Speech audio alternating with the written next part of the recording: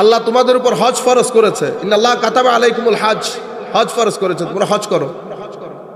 এক সাহাবী উঠে জিজ্ঞেস করতেছেন, আফিকুল্লাহ আমিন ইয়া রাসূলুল্লাহ, হুজুর প্রত্যেক বছর করতে হবে? আমার নবী বলতেছেন, লাউ কুলতু নাম, যদি আমি বলি হ্যাঁ, তাহলে তো প্রত্যেক বছর ফরজ হয়ে যাবে। প্রত্যেক বছর যদি ফরজ হয়ে যায় তো তোমরা তো করতে পারবে না। কি আজীব বিষয় না? তাহলে রুয়ে জমিনের মধ্যে একমাত্র শখসিয়ত আমার নবী, এই জন্য নবীকে নবী বলা হয়। আমার নবী যদি বলে শরীয়ত, এটা শরীয়ত। আমার নবী যদি বলে এটা শরীয়ত না, শরীয়ত না। এই কাজটা আর কেউ করতে পারবে না। বাকি আমার নবীর পরে যারাই বলবে তাদেরকে কোরআন এবং সুন্নতের কি দিতে হয়? ভেরিফিকেশন দিতে হয়। আপনারা বুঝতে পেরেছেন আমার কথাটা? আমাদের এখানে কোরআন সুন্নাহ আছে, কোরআন সুন্নাহর পরে উলামা, ইমাম, আইম্মাগণ।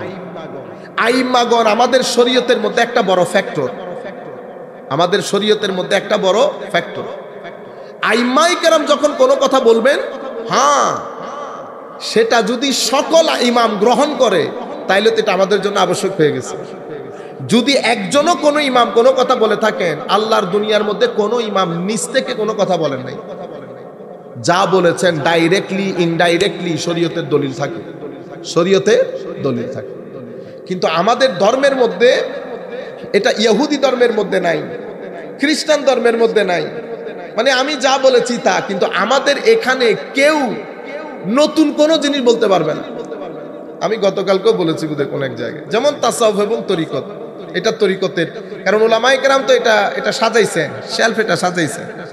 তরিকতে যত কিতাব একটার পর একটা, তরিকতের বিষয় কি, উসুল কি, সাবজেক্ট ম্যাটার কি, উদ্দেশ্য কি, সবকিছু সাজানো হয়েছে।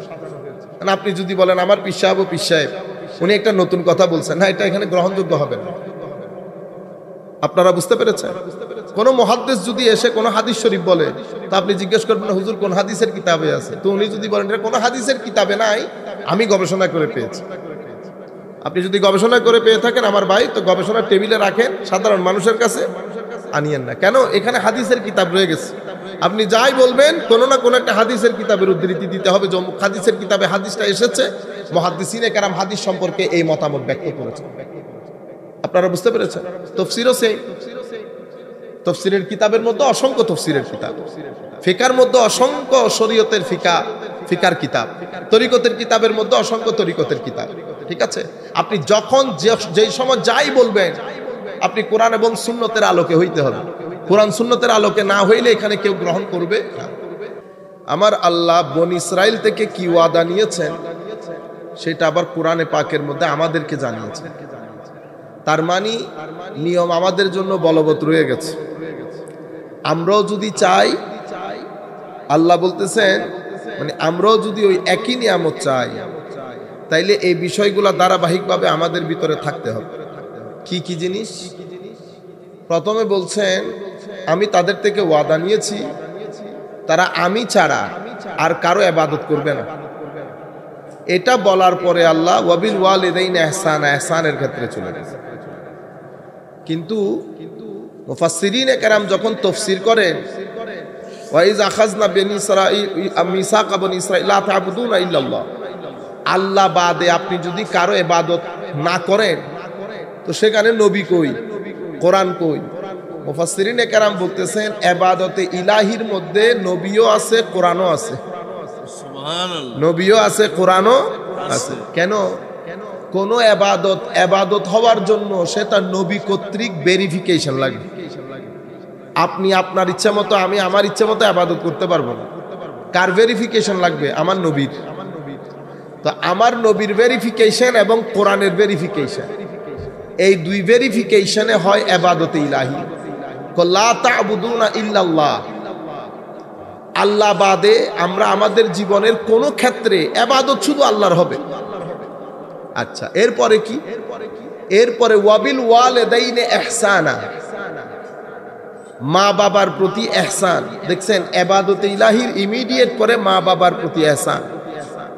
আর কার কার প্রতি ইহসান? আত্মীয় স্বজন, ইয়েতিম, দুস্থ, গরিব, মিসকিন, পাড়া প্রতিবেশী তাদের। আর কি? আর হচ্ছে মানুষের সাথে যখন কথাবার্তা বলবেন তো অসম্ভব ভদ্রতার সাথে বলতে হবে। তিনটা গেল না? বলা আর কিছু আসেনি, কোন আরো আছে, এটা তো মাত্র শুরু। আর কি আছে? ওয়াকিমুস সালাহ, নামাজ কায়েম করা। আর কি আছে? ওয়াতুজ যাকাত, মানুষকে অর্থনৈতিকভাবে সহযোগিতা করা। সুম্মা তাওয়াল্লাইতুম ইল্লা কালিলাম মিনকুম ওয়া আনতুম মুরিদুন, তাদের বেশিরভাগ লোক আমার কথাটা শুনে নাই, মানে আমার ওয়াদাটা রক্ষা করে নাই। যা হওয়ার তাই হয়েছে। মাওলা কি হয়েছে?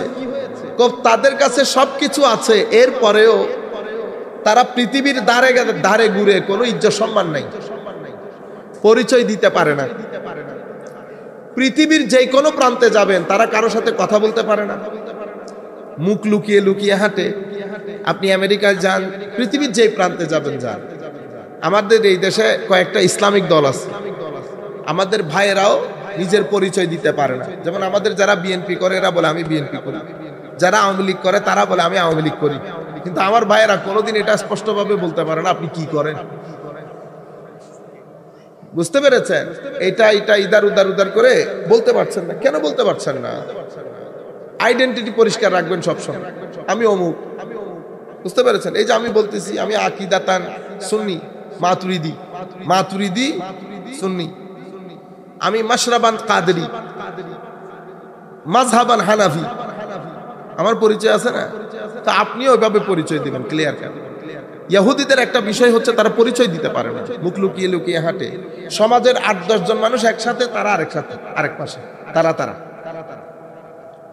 সেই থেকে এই পর্যন্ত তারা ইজ্জত পায় নাই দুনিয়া। অথচ আজকের দিনেও যদি আপনি বড় বড় স্কলার, টাকা পয়সা, ব্যবসা বাণিজ্য, ইন্ডাস্ট্রি, ফ্যাক্টরি, এগুলা যা কিছু দেখবেন ইহুদিদের হাতে, আপনি মনে করতে পারেন অর্ধেক সম্পদ ইহুদিদের হাতে, কিন্তু সম্মান নাই। কেন? কারণ আমার আল্লাহ বলছেন জিল্লতি, অসম্মান, লাঞ্ছনা, গঞ্চনা তোদের পিছন ছাড়বে না, তোদের পিছন। দুরিবাত আলাইহিমুজ জিল্লাতু ওয়াল মাসকানা ওয়া বাউ বিগাদাবিন মিনাল্লাহ, তোদের পিছনে অসম্মান, লাঞ্ছনা, বঞ্চনা তোদের পিছন লেগে থাকবে, সম্মান পাবি না পৃথিবীতে কখনো। ইহুদ, জিউস, এটা তো খারাপ কিছু না, মুসা আলাইহিস সালামের উম্মত, কিন্তু শব্দটা কালার্ড হয়ে গেছে। পৃথিবীতে যে কোনো, তারা নিজেরাই শব্দটা বলতে মানে কেমন কেমন হেজিটেশন করে। এই পরিমাণ বদদুয়া, এই পরিমাণ ঘৃণা মিশ্রিত। আমরা তো আর ঘৃণা বলতেছি না, আমাদের কাছে সবাই সম্মানের, যাদেরকে আল্লাহ সম্মান দান করেছেন। কিন্তু ওয়াদুরিবাত আলাইহিমুজ জিল্লাতু ওয়াল মাসকান, কোনো বাড়ি নাই, ঘর নাই, ঠিকানা নাই। এটার কিন্তু হওয়ার কথা ছিল, ঠিকানা থাকবে না। কেন? আমার সাথে ওয়াদা করে ওয়াদা ভঙ্গ করেছে। কি কি ওয়াদা আপনাদেরকে বললাম, আরো বেশ কিছু ওয়াদা নিচে আছে, আমি আর নিচে যাইতেছি না। কি কি ওয়াদা ছিল? এবাদত, আল্লাহর এবাদতের ভিতরে নবীও আছে, এবাদতের ভিতরে কোরআনে পাকও আছে আমাদের জন্য। মা বাবার প্রতি পূর্ণ সম্মান, এগুলো আমরা একটু একটু করে আসব। মানুষের সাথে সৎ ব্যবহার, নামাজ কায়েম করা, যাকাত দেওয়া। বেশিরভাগ তারা এই ওয়াদা থেকে ফিরে গেছে। আচ্ছা, এখন আপনি দেখবেন পবিত্র কোরআনের মধ্যে আমার আল্লাহ ঘুরে ফিরে মুসা আলাইহিস সালামের উম্মতের কথা অনেক বেশি বলেছেন। যখন শুরু করেছেন কোরআনে পাক, এই 2, 3, 5, 10 আয়াত না যেতে আল্লাহ মুসা আলাইহিস সালামের উম্মতের এক বিশাল ফেরেশতা তাদেরকে, এবং মুসা আলাইহিস সালামের উম্মতের একটা ঘটনাকে কেন্দ্র করে আমাদের সূরা বাকারার নামকরণ করা হয়েছে। সূরা বাকারা, ওয়া ইয ক্বালা মূসা লিকাওমিহি ইয়া কওম ইন্নাল্লাহা ইয়া'মুরুকুম আন তাযবাহু বাকারা ক্বালু আতাত্তাখিযুনা হুজওয়া ক্বালা আউযু বিল্লাহি আন আকুনা মিনাল জাহিলিন লা আখিরিল আয়াত। ধারাবাহিকভাবে বলতে বলতে ওয়া ইয আখাযনা মিসাকাকুম লা তাসফিকুনা দিমাআকুম ওয়া লা তুখরিজুনা আনফুসাকুম মিন দিয়ারিকুম সুম্মা আকরারতুম ওয়া আনতুম তাশহাদুন ওয়া ইয ফারাকনা বিকুমুল বাহরা ফাআনজাইনাকুম ওয়া আগরাকনা আলা ফিরআউন ইয়া বনি ইসরাঈল আযকুরু নি'মাতি আল্লাতী আন'আমতু আলাইকুম ওয়া আন্নী ফাদ্দালতুকুম আলাল আলামিন ওয়াত্তাকু ইয়াওমান লা তাজজি। আপনি গুনতে থাকেন, এই সূরা বাকারাতে তাদের কাহিনী বর্ণনা দিয়েছে আল্লাহ। মুসা আলাইহিস সালামের উম্মতের এত কাহিনী কেন? একটা হাদিস শরীফ আছে, হাদিসে পাকের মধ্যে এটা বিখ্যাত হাদিস, মাদ্রাসায় যারা পড়েছে তারা সবাই জানে। হযরতে আব্দুল্লাহ ইবনে আমর রাদিয়াল্লাহু তাআলা আনহু থেকে বর্ণিত, উনি বলছেন রাসূলুল্লাহ সাল্লাল্লাহু আলাইহি ওয়াসাল্লাম ইরশাদ করেছেন, লা ইয়াতিয়ান্না আলা উম্মতি মা আতা আলা বনি ইসরাইল হাসবান নাআল বিন নাআল। বনি ইসরাইলের উপর দিয়ে যা কিছু গেছে, সামাজিকভাবে, রাজনৈতিকভাবে, অর্থনৈতিকভাবে, ধর্মীয়ভাবে, যত পরিস্থিতির সম্মুখীন তারা হয়েছে, বনি ইসরাইলের উপর দিয়ে যত পরিস্থিতি গেছে, ধর্মীয়ভাবে হোক, রাজনৈতিকভাবে হোক, যত পরিস্থিতি, আমার নবী বলছেন প্রত্যেক পরিস্থিতি আমার উম্মতের উপর দিয়েও যাবে। হাসবান নাআল বিন নাআল, দুই জুতা এমনি করে ধরলে যেমন একেবারে সমানে সমান, দেখতে একরকম, আমার নবী মানে পুঙ্খানুপুঙ্খ রূপে অনুরূপ, এক্স্যাক্টলি যেই পরিস্থিতি বনি ইসরাইলের উপর দিয়ে গেছে সেই পরিস্থিতি আমাদের উপর দিয়ে যাবে। হাসবান নাআল বিন নাআল, একেবারে দুই জুতার মতো সাদৃশ্য থাকবে। আচ্ছা, আমার নবী এরপরে বলছেন পরিস্থিতি এত ঘোলাটে হয়ে যাবে যে হাত্তা ইনকানা মিনহুম মান আতা উম্মাহু আলানিয়াতান লাকানা ফি উম্মতি মান ইয়াসনাউ যালিক, নাউযু বিল্লাহি মিন যালিকা ওয়াল ইয়াযু বিল্লাহ। এমন কি বনি ইসরাইলের মধ্যে তাদের অশ্লীলতা এত ছাড়িয়ে গেছে, এত নিচে গেছে, তারা মা, বুঝতে পেরেছেন তো আপনারা? আমি আর বলতেছি না খুলে, একই কাজ, একই অশ্লীলতা আমার উম্মতের মধ্যে হবে, আমার উম্মতও সেই কাজ পর্যন্ত যাবে। নাউজুবিল্লাহ বলেন সবাই। আল্লাহর দরবারে দোয়া করি, আল্লাহ আমাদেরকে, আমাদের দুশমনদেরকেও এই পাপ থেকে রক্ষা করুন, আমিন। আরো কি হয়েছে? বনি ইসরাইল ৭২ দল হয়েছে, ৭২ দল। তাদের ধর্মের মধ্যে যার যা মন চায় বলে বলে তারা ৭২ দলে বিভক্ত হয়েছে। আমার উম্মতের দল ৭৩ দল হবে। আমার উম্মতের ৭৩ দলের মধ্যে দুইটা শব্দ মনে রাখবেন, একটা হচ্ছে ফিরকা, একটা হচ্ছে জামা। একটা ফিরকা, একটা মিল্লা। ফিরকা মানে ছোট গ্রুপ, দলাদলি। মিল্লা মানে মিল্লত, বড় গ্রুপ, জাতীয়ভাবে। জামা সংখ্যায় যারা অনেক বেশি। আমার উম্মত ছোট ছোট দলে বিভক্ত হয়ে পড়বে। ৭২টা দল আমার নবী বলছেন জাহান্নামে যাবে। মিল্লত, আমার মিল্লত, আমার জামা, আমার উম্মতের বড় দল জান্নাতে যাবে। আমাদের উলামায়ে কেরাম এই হাদিসটাকে যার যার মতো করে ব্যাখ্যা করেন। আমি এখন এই হাদিসের ব্যাখ্যা এখানে যাচ্ছি না, এখানে অসংখ্য কিছু জিনিস আছে বলার মতো। এটা যদি আমরা বসি আলেম উলামা নিয়ে, তখন আমরা একটা একটা করে বের করে করে প্রশ্নগুলা বলে বলে আমরা একটা দারুণ একটা জায়গার মধ্যে পৌঁছাইতে পারবো। কিন্তু আমি এখানে ওই বিষয়গুলা বলো আমার উদ্দেশ্য না। আমি যে উদ্দেশ্য সেই উদ্দেশ্যের দিকে হাঁটতেছি। অর্থাৎ এখানে বলা হচ্ছে যে বনি ইসরাইল মানে এখন ইসরায়েলে যারা থাকে, হযরত ইব্রাহিম আলাইহিস সালামের নাতি ইসমাইল এবং ইসহাক, দুইজন তো এরা হচ্ছে ইসহাকের সন্তান। ইয়াকুবকে ইসরাইল বলা হয়, জানবেন। সমস্ত নবী পরবর্তীতে এখান থেকে এসেছেন, এই নসল থেকে। হযরত ইসমাইল আলাইহিস সালামের ভাতিজা, নাতি, ভাইয়ের দিক থেকে। হযরত ইসমাইল আলাইহিস সালাম থেকে নবী আসছে মাত্র একজনই 100, আমার নবী মুহাম্মদুর রাসূলুল্লাহ সাল্লাল্লাহু আলাইহি ওয়াসাল্লাম। আমি আপনাদেরকে বলতে চাচ্ছি যে আল্লাহ রাব্বুল আলামিন এই যে বনি ইসরাইলের দৃষ্টান্ত দিয়ে আমার নবী বলছে বনি ইসরাইলের উপর দিয়ে যা কিছু গেছে এটা আমার উম্মতের উপর দিয়েও যাবে। দেখেন এই যে ইসরায়েলি গোষ্ঠী, শুধু একটা দিক যদি আপনি দেখেন, ইসরায়েলের গোষ্ঠীর উপর এত শক্তিশালী হওয়া সত্ত্বেও পৃথিবীর মানুষের অপছন্দের কারণ হয়েছে। কখনো একজনে ধাক্কা দিয়ে এদিক থেকে এদিকে যায়, এদিক থেকে ধাক্কা দিলে এদিকে যায়। তাদের যেমন পলিটিক্যাল কোনো ভিত্তি নাই, বড় লোক কেউ কথা না বললে তাদের কোনো ভিত্তি নাই। আমাদের অবস্থাও কিন্তু আস্তে আস্তে সামাজিকভাবে রাজনৈতিকভাবে ওই অবস্থার মধ্যে চলে যাচ্ছে। বার্মাও মারে, এও মারে, ও মারে, কেউ বলার নাই, অসম্মানের একটা জায়গায় চলে যাচ্ছে। যাই হোক, আমি এই জায়গায় ইহুদিদের একটা আচরণ বলি আপনাদেরকে, আচরণবিধি। আমাদের ধর্মের মধ্যে, আমাদের ক্লাসিক্যাল সায়েন্সে তিনটা শব্দ বড় গুরুত্বপূর্ণ। একটাকে বলে এফরাত, একটাকে বলে তফরিদ, মাঝখানেরটা হচ্ছে এতেদাল। এফরাত, তফরিদ, এতেদাল। সুতার এই পাশে এফরাত, সুতার শেষ পাশে তফরিদ, মাঝখানেরটা এতেদাল। এটা মানে কি? এটার মানে হচ্ছে এফরাত। এফরাত মানে একটা পাত্রে যতটুকুন পানি আপনি ঢালতে পারবেন তা না ঢেলে আপনি 50% পানি দিয়েছেন, 50% খালি রয়ে গেছে। অর্থাৎ একটা কাজকে যেভাবে পালন করা দরকার আপনি সেভাবে পালন করেন নাই। এফরাত মানে হালকা মনে করা। এফরাত মানে যা না তা হ্যাঁ বলে চালিয়ে দেওয়া। এফরাতের মাধ্যমে আমাদের ধর্মের মধ্যে গুলুব এবং বেদাত এই দুইটা জিনিস ঢুকে। কারণ আপনি আমাদের ধর্মের মধ্যে যদি কিছু একটা জিনিস করতে চান, নিজে নিজে করতে পারবেন? নিজে নিজে আমার পীর সাহেব বলেছে করতে পারবেন না। খ্রিস্টান ধর্ম আর আমাদের ধর্মের মধ্যে এখানে একটা ফারাক আছে। খ্রিস্টান ধর্মের মধ্যে হুজুর যা বলেছে তা। হুজুর যদি বলে এটা পশ্চিম না পূর্ব, তো এটা পূর্ব।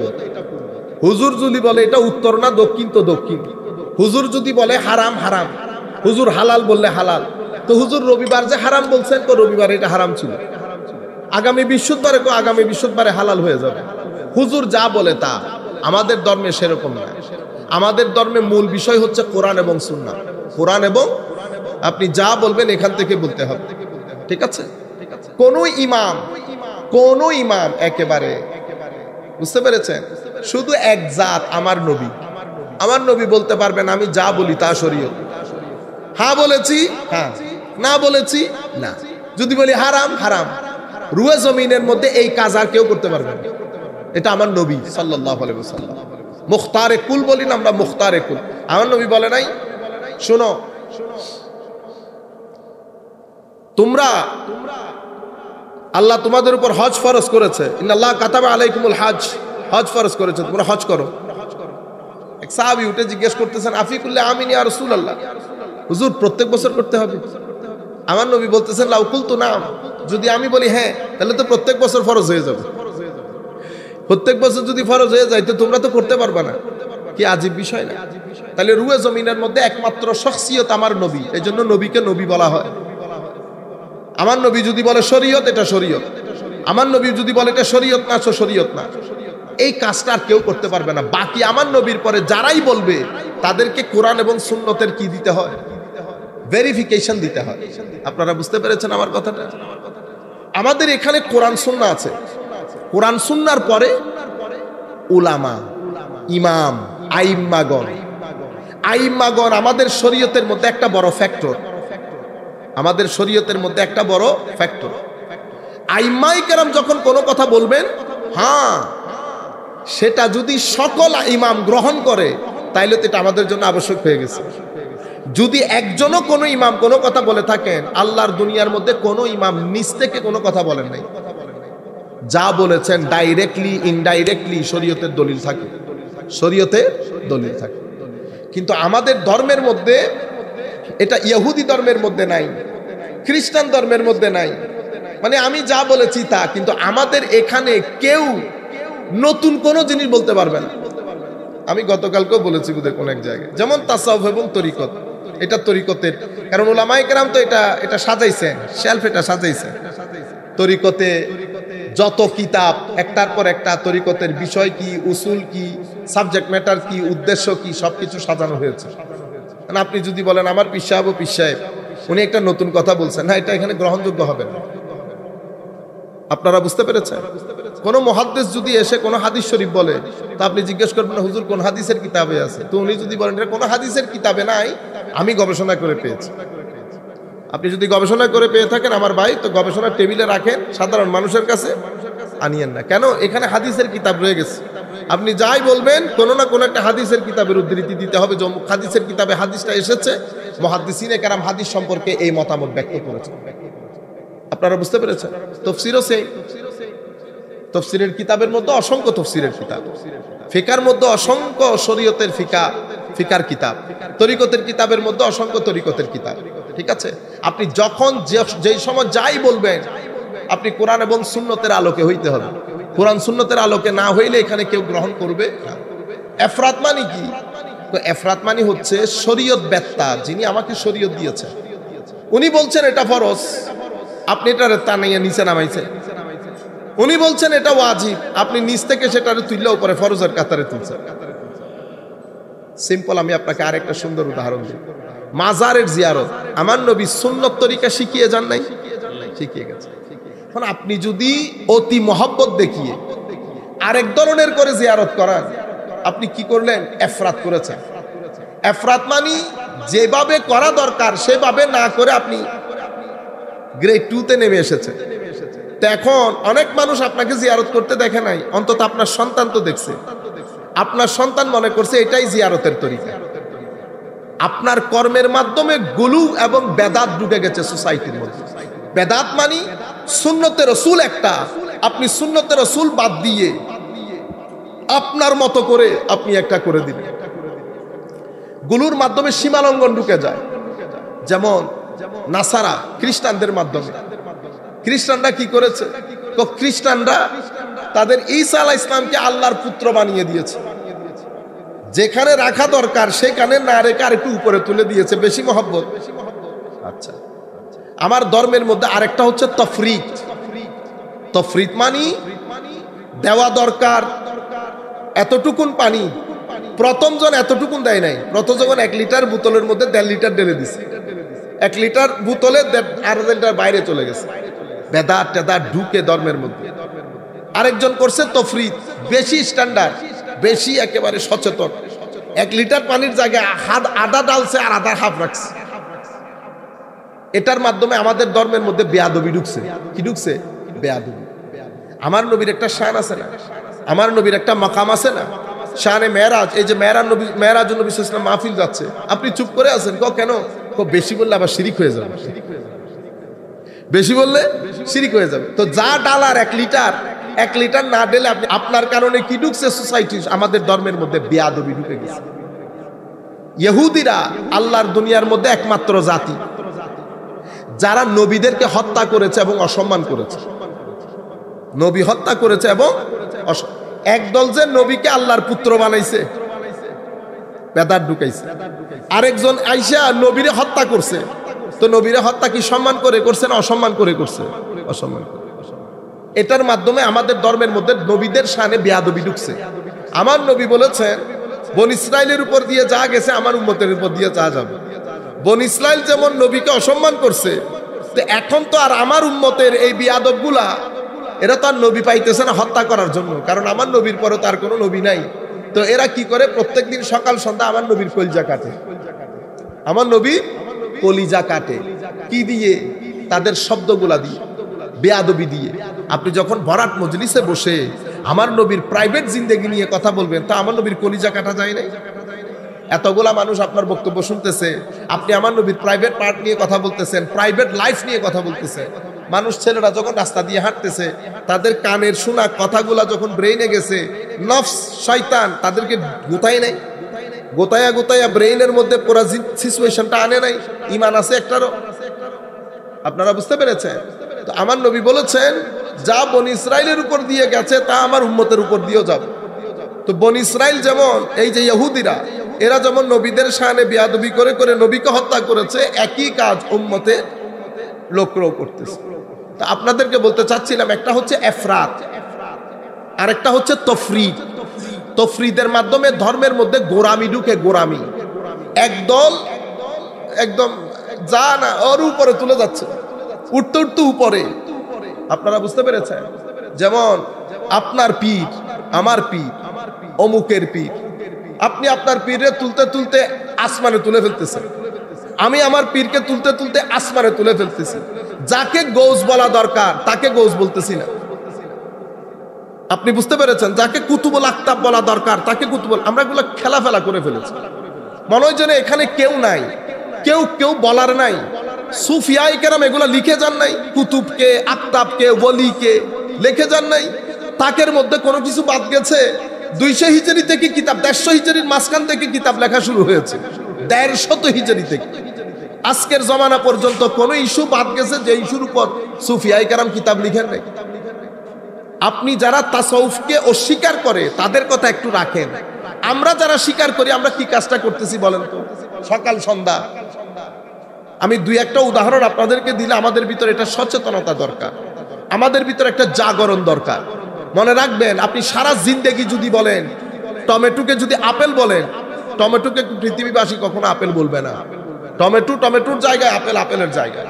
আর আপনি যদি আপেলকে টমেটো বলা শুরু করেন কিয়ামত পর্যন্ত, এটা আপনি বলতে থাকবেন আপনার বিষয়, কিন্তু আপেল আপেলের জায়গায় থাকবে, টমেটো টমেটোর জায়গায় থাকবে।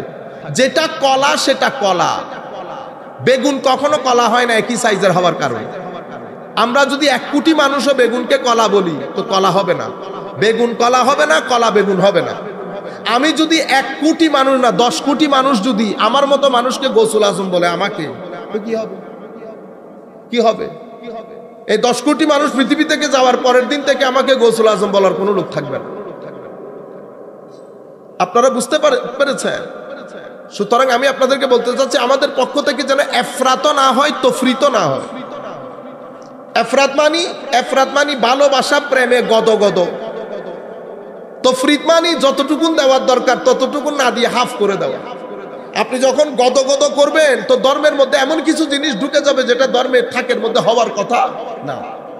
আর আপনি যদি গদগদ না করে একদম নিচের দিকে চলে আসেন, তাইলে তো এখানে বেয়াদবি ঢুকে যাবে। আপনার ছেলে এসে বলবে কি মাজার টাজারের কথা বলে, কি মাজার টাজারের কথা বলে, ছেলে বেয়াদবি ঢুকছে না?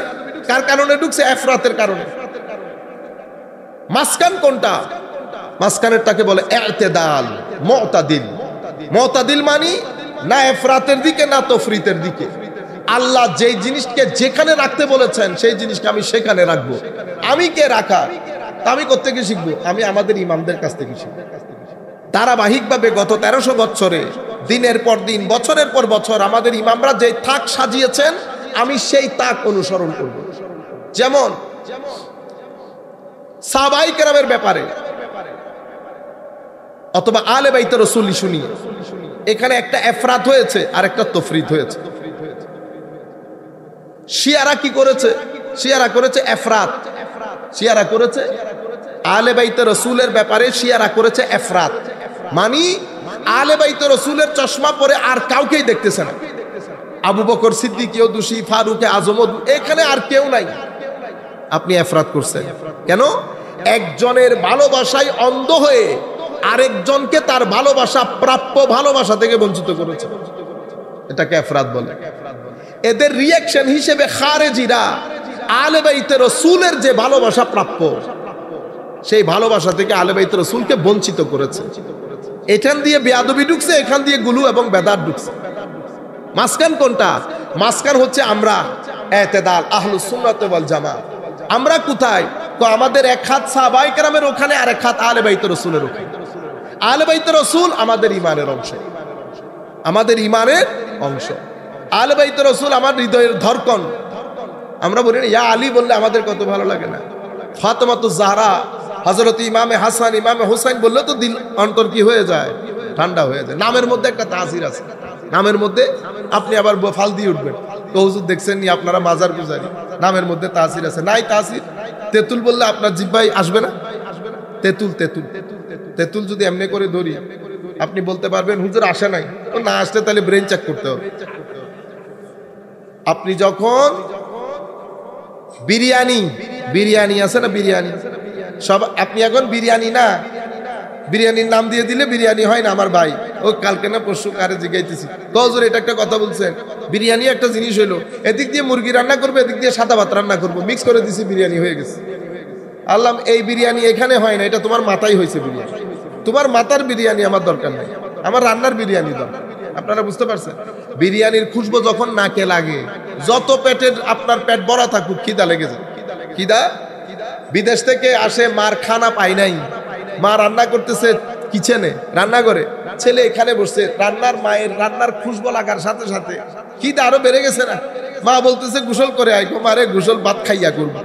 কেন? আর খিদা সইতেছে না। তোর এতক্ষণ খিদা লাগে না? এতক্ষণ ছিল না, খুশবু খিদা লেগে যায়। তো এই খুশবু গুলা, ইমামে হাসানের খুশবু, ইমাম হুসাইনের খুশবু, এই খুশবু কোত্থেকে আসে?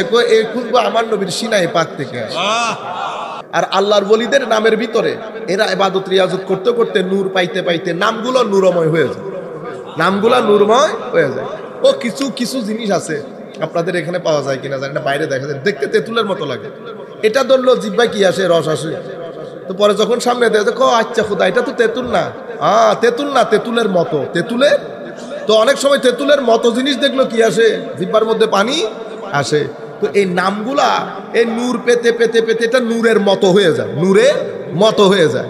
এগুলা দেখলো জিহ্বার মধ্যে কি আসে? সিনার ভিতরে নূর আসে, একটা খাস স্বাদ লাগে। আমি আপনাদেরকে বলতে চাচ্ছি, তো আমাদের ইমান দুই জায়গায়, আমাদের ইমান এক জায়গায় না। আপনি এখন ওখানে যদি আপনি 2 2 4 3 2 5 না, এগুলা যাইেন না। আপনি আমাদের বড়রাও যায় না, আপনিও যায় না, আপনি আপনার জায়গায় থাকেন, এত বেশি বড়গিরি দেখেন না। আপনি বুঝতে পারতেছেন?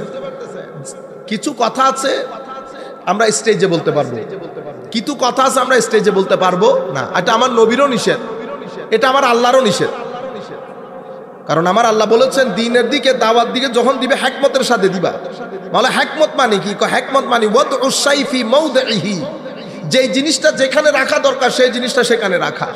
আমার নবী হাদিসে পাকের মধ্যে ইরশাদ করেছে, যেই ব্যক্তি যা মনে আসে, যা জানে সব সবার সামনে বলে ফেলে, সে মিথ্যাবাদী হওয়ার জন্য এতটুকুন যথেষ্ট। যা মনের মধ্যে এসেছে সব বলে ফেলেছি। কেন? কারণ আমার এখানে সব শ্রোতা এক ধরনের না। আপনি সবাইকে 1 লিটার পানি দিবেন, ও কেউ 1 ড্রপ পান করবে, কেউ হাদা পান করবে, কেউ পুরো 1 লিটার, যার যার তৃষ্ণা অনুযায়ী, যার যার তৃষ্ণা। তো এখন শিয়াদের মাধ্যমে আমাদের এখানে কি ঢুকেছে? বেদাত ঢুকে গেছে, গুলু ঢুকে গেছে। আর আমাদের খারেজিদের মাধ্যমে বিয়াদবি ঢুকে গেছে, তাতাররুফ ঢুকে গেছে, তাসাদ্দুদ ঢুকে গেছে, উগ্রতা ঢুকে গেছে ধর্মের মধ্যে। এতেদাল কোনটা? এতেদাল সাহাবায়ে কেরাম, আলে বাইত রাসূল সাল্লাল্লাহু আলাইহি। আমাদের এখানে সমস্যা হচ্ছে, আমাদের এখানে পীর মুরিদির ক্ষেত্র এফরাত এবং তফরিত, আমরা দুইটারই শিকার। আমরা ভালোবাসা, প্রেম, এটার নাম দিয়ে আমরা করতে করতে এত সীমা লঙ্ঘন করে ফেলি মাঝে মধ্যে। সীমা লঙ্ঘন বলতে, যেমন আমি আপনার পীর, ফর এক্সাম্পল, আপনি আমাকে কতটুকুনে নিয়ে যাবেন আপনার একটা আইডিয়া থাকতে হবে, আমারও একটা আইডিয়া থাকতে হবে না আমি কতটুকুন পর্যন্ত যাব। কেন? কারণ সোসাইটি আমার দিকে তাকিয়ে আছে। সুফিয়ায়ে কেরাম কিতাব লিখে গেছে, আমি পীর হিসেবে আচরণ কি করব, আপনি মুরিদ হিসেবে আচরণ কি করবেন। আপনি বুঝতে পেরেছেন? আমরা সবসময় মুরিদের কথা বলি, মুরিদকে হতে হয়, মুরিদকে হতে হয়। সুফিয়ায়ে কেরাম মুরিদের সংজ্ঞা দেওয়ার আগে পীরের সংজ্ঞা দিয়েছে। পীর কে হতে পারে? মুরিদের আখলাক বর্ণনা করার আগে পীরের আখলাক বর্ণনা করেছে। ইমাম গাজালি রহমতুল্লাহি আলাইহি আদাবুল মুরিদ বলার আগে আদাবুল মুর্শিদ বলেছে। মুরিদকে এটা বলার আগে মুর্শিদকে এটা বলেছে। মুর্শিদের মধ্যে কি কি গুণাগুণ থাকতে হবে, মুরিদের মধ্যে কি কি গুণাগুণ থাকতে হবে। এরপরে সব মুর্শিদ, সব শিক্ষক কি এক ধরনের? আপনাদের এখানকার প্রাইমারি স্কুলের শিক্ষক আর আপনাদের শহরের প্রাইমারি স্কুলের শিক্ষক কি এক ধরনের? ইউনিভার্সিটি আপনাদের এখানকার লোকাল শিক্ষক, ঢাকা বিশ্ববিদ্যালয়ের শিক্ষক কি এক ধরনের? আমাদের এখানে এই জিনিসগুলা যদি আমরা বুঝতাম, তাহলে আমাদের আহলুস সুন্নাত ওয়াল জামাতের মধ্যে এত নতুন নতুন কথা আবির্ভাব হইতো না। আমি আপনাদেরকে বলছি, আমরা সামনে বড় কঠিন পরিস্থিতির দিকে যাচ্ছি। সুতরাং এই মুহূর্তে যদি আমরা প্রত্যেক যেই ব্যক্তির অন্তরে আউলিয়ায়ে কেরামের নিসবতের আলো আছে, নূর আছে, আমরা যদি একজনের হাত একজন ধরে না রাখি, এই প্রচন্ড ঢেউয়ের মধ্যে আমরা নিজেকে ধরে রাখতে পারবো না। আপনারা বুঝতে পেরেছেন? আমরা প্রত্যেকে যার যার পীরের মুরিদ, কিন্তু আমরা খেদমত করতেছি আহলুস সুন্নাহ ওয়াল জামাতে, ঠিক না? ছাতা আহলুস সুন্নাহ ওয়াল জামাতে। সে কারণে আমি কোনোদিন কোনো জায়গায় গিয়ে কোনোদিন আমার জানা মতে আমি মুনাজাতেও আমার পীরের নাম নিই নাই। মানুষ বলে না মুনাজাতের মধ্যে, আমি মুনাজাতেও কখনো আমার পীরের জন্য দোয়া করি নাই। কারণ আমি যে মাহফিলে আসছি সেটা আমিও করি নাই, আমার পীরও করে নাই। পীরটা একটা প্রাইভেট জিনিস, এটা আমি সাধারণের সামনে বলবো না। কেউ যদি খুব করে জানতে চায় তখন হয়তো আমি বলতে পারি। বুঝতে পেরেছেন? কারণ আমি পীরের নাম বললাম, আমার আখলাকের সাথে আমার পীরের কোনো মিল নাই, আমার পীরের বদনাম হয়ে যাবে না ভাই। আপনার সিনার রাগ, ক্ষোভ, হিংসা, বিদ্বেষ সবকিছু জায়গায় রয়ে গেছে। চেহারা দেখতে আপনাকে ভয় পাই আমি। আপনার কর্কশ কণ্ঠ, আপনার অভদ্রতা, এগুলো দেখতে আমি ভয় পাই। আপনি যদি বলেন আমি পীরের মুরিদ, ভালো লাগছে, তা আপনার পীরের বদনাম হয়ে যাবে না? পীরের কাছে মানুষ কেন যায়? তার আগে জানতে হবে আপনি গ্যারেজের মধ্যে গাড়ি কেন যায়। গ্যারেজের মধ্যে গাড়িটা কেন নিয়ে গেলেন? হয় কালার জন্য নিয়ে গেছেন, অথবা ইঞ্জিন ঠিক করার জন্য নিয়ে গেছেন, এই তো। তো গ্যারেজে নিয়ে গেছেন, 15 দিন গ্যারেজে গাড়ি পড়ে আছে, যেই গাড়ি সেই লাও, কোনোটা দরকার আছে গ্যারেজে যাওয়া? এগুলা হচ্ছে পীরের দরবার, হচ্ছে রুহানি গ্যারেজ। কি গ্যারেজ? Rouhani garage. এখানে গেলে আমার রুহানি মেশিনপত্র যে মরিচিকা লেগে গেছে, মরিচিকা উল্টান উপর নিচ হয়ে আছে, আমার ভিতরের পানিগুলা, মানে গাড়ির ভিতরের তেলগুলা মেশিনে ঢুকতেছে না, আমার ভিতরের তেল যে রু পাইতেছে না, এগুলা ঠিক করার জন্য আমি পীরের দরবারে গেছি। এখন আমি যেই উদ্দেশ্যে পীরের দরবারে গেছি, আমার পীর জানেও না এই পানি ঠিক করে কেমনে। আপনি যাবেন গ্যারেজে এমন মিস্ত্রির কাছে, যে মিস্ত্রি জানে না গাড়ি ঠিক করে কেমনে। আপনারা বুঝতে পেরেছেন? মাঝে মধ্যে আমরা গিয়ে লজ্জিত হতে হয় এমন এমন জায়গায় গিয়ে। ধরেন এখানে তো তবু আল্লাহ পাকের মেহেরবানি, চাঁদপুর, চিটাং, এখনো এই সমস্ত জিনিস থেকে আল্লাহ এখনো মুক্ত রেখেছেন, কারণ এটা তো অনেক বড় বড় আল্লাহর ওলি এবং আলেমদের ভূখণ্ড। সেই কারণে এই জায়গাগুলো কিছুটা হলেও মুক্ত এখনো পর্যন্ত। তো এমন এমন জায়গায় যায়, পীর সাহেব বসে আছেন দানে, পীর সাহেব কর কানটা মুসরাইতে পারে না, কর কানটা মুসরাইতে পারে না। মানে আমাকে বলতে হচ্ছে সম্মানিত পীর সাহেব কেবলা, এটা তো আমার মুখ দিয়ে আসতেছে না, কারণ পীর সাহেবটা তো ছোট্ট ছাত্রীকানি জিনিস না। আপনি আমাকে আমার মুখ দিয়ে যখন শব্দটা বের করবেন, লাখো কোটি বাঙালি জনগণ যারা আমার বক্তব্য শুনছে, তারা কি করে তারপরের দিন আমাকে মেসেজ দিয়ে বলে, হুজুর আপনার মুখে এটা আশা করিনি। আপনারা বুঝতে পেরেছেন? কারণ আমি যদি বলি আমার বাবা ঢাকা বিশ্ববিদ্যালয়ের শিক্ষক, বিধায় আমি ঢাকা বিশ্ববিদ্যালয়ের শিক্ষক, কেউ নিবেন আপনাকে। আপনার যোগ্যতা বলে সেটা প্রমাণ করতে হবে। আপনারা বুঝতে পেরেছেন? আমি আপনাদেরকে বলতেছি, আমরা এফরাত করতেছি না তো, আমরা আগে নিজেদেরকে সেটা চেক করি। এখানে তো একটা বিশাল মারামারি, আর আমাদের চট্টগ্রাম তো বিসমিল্লাহ, আল্লাহ মাশাআল্লাহ। চট্টগ্রামের মধ্যে তো আপনি শুধু আমাকে বলবেন কি দরকার আপনার, আমি আপনাকে দিতে পারবো। গৌস বলেন, কুতুব বলেন, ইমাম বলেন, সব দিতে পারবো আপনাকে। এটা একটা ফ্যাক্টরি চট্টগ্রাম। আপনি এই রাস্তা থেকে ওই রাস্তা দিয়ে বের হয়ে আসবেন, ঢুকার সময় মসজিদের ইমাম বের হচ্ছেন যে মসজিদের ইমাম আর নাই, আপনি হয়ে গেছেন যুগের ইমাম। এদিক দিয়ে ঢুকার সময় আপনি নরমাল, ওদিক দিয়ে ঢুকতেছেন কুতুবুল আক্তাব। মনে হয় যেন এগুলো দোকানের জিনিস, যার যা মন চায় লাগাইতেছে। আপনারা বুঝতে পারতেছেন জিনিসগুলা? আমি জানি না আপনারা কিভাবে নেবেন। আমার এখন আখেরি, কারণ আমি আল্লাহ পাক জানে পরবর্তীতে সুযোগ পাই কিনা। আমার এই কথাগুলা বলে দিচ্ছি, আমাদের সংস্কার দরকার, আমরা নিচ থেকে একটা পরিবর্তন দরকার। কেন জানেন কাকা? আমার এই কথাগুলা যদি আপনারা না শুনেন, তো আপনাদের ছেলেদেরকে আপনারা দরবারে নিয়ে আসতে পারবেন না। আমরা চাচ্ছি আপনার ছেলেরা আপনার দরবারে আসুক, কারণ দরবার বা দেশে নিজের ইমানকে টিকিয়ে রাখতে পারবেন না।